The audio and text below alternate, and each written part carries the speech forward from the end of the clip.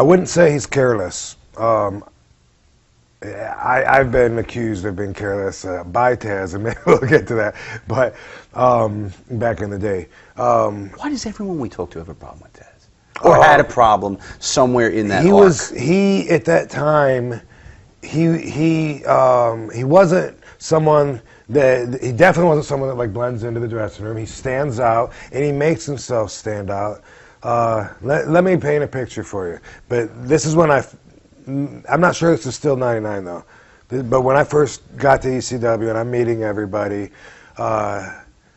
big open room, you know, like a warehouse kind of room where that's where we're dressing. Everyone's all, you know, there's tables and chairs, people standing, whatever. Over here is Taz, but you can't really see him because he's got a circle of men around him, Team Taz, wearing orange jackets, and they're standing shoulder to shoulder, making a circle around him, and he's in the middle hours before the show.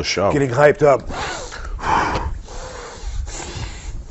You know, and so like if Sabu wanted to talk to him about something, you gotta, you know, like get permission from the outer circle or say I need a moment of Taz's time. You know, it was just he put himself in a position where how could you not have a problem with him? You know what I mean? He was like that back then. He cared very, very much about ECW. He cared very much about his position, and he had his own visions, and he was very protective of that. That in and of itself is a bit of an odd fit for ECW, where it was like a gang mentality where you all kind of participated equally. Yes, but there were certain guys that were really tight with Paul, like they lived in New York. Bubba, Taz, and Dreamer were much closer to Paul than the rest of us, who would be like flying in from Georgia or Florida or whatever, because they would be there. If they had any office meetings, that would be what the office consisted of, you know, because Dreamer would do the T-shirts. Right. Taz taught the wrestling school, you know. Bubba would they'd get the posters together and be hanging posters up or send them to the town to advertise their shows. They were all instrumental on a different level than just the talent. So there is that.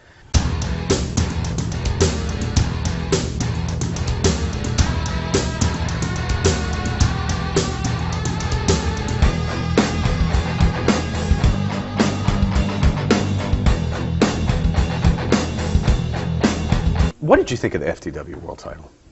I hated it. I felt like it was. I felt like it was compensation for Taz's ego. That's what I felt like. I felt like when I got there, he was the guy that had been spending all of his efforts to be the match and to be with Sabu and to be the guy that beats Sabu. Sabu was like a god, and he was feuding with Taz, and no one had beaten Sabu, and they had this thing going that had been building and was to continue building for a while. That was supposed to be like I later saw me and Mike Awesome as possibly being like the biggest thing ever. Back then, Taz and Sabu was being built up as the biggest match ever. And when I came in, I really felt like Taz thought that I just, you know, like bumped him over and took his spot. I came in and worked Sabu. I beat Sabu. Taz wasn't happy about that. And I felt like he thought he was getting pushed out of the picture, and there was a lot of animosity between all of us back then. And I thought like the FTW belt was his way of saying, well, I'll just make my own belt then. Why'd they keep it around so long though? Just to placate him?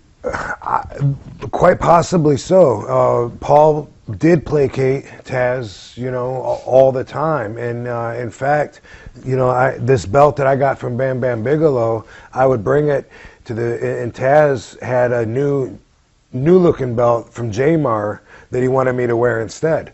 And he's, you know, and he would say, hey brother, we got this new belt, isn't that nice? It's all shiny. It was silver. The FTW belt was gold, but the TV belt was silver.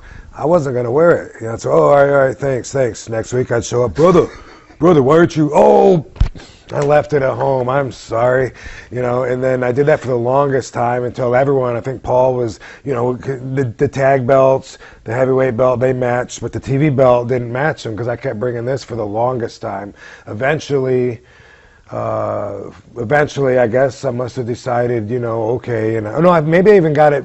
Maybe I don't know if they might have redone it and made it in gold because I made that comment. I'm not going to wear it. It's silver. I'm trying to build this up. I think, I think that they reordered it in gold, and then I felt obligated, like, okay, I guess I'm going to have to, after they did all this, represent the new look, and that's how I ended up with this thing, is I just kept forgetting it at home when they asked me to return it.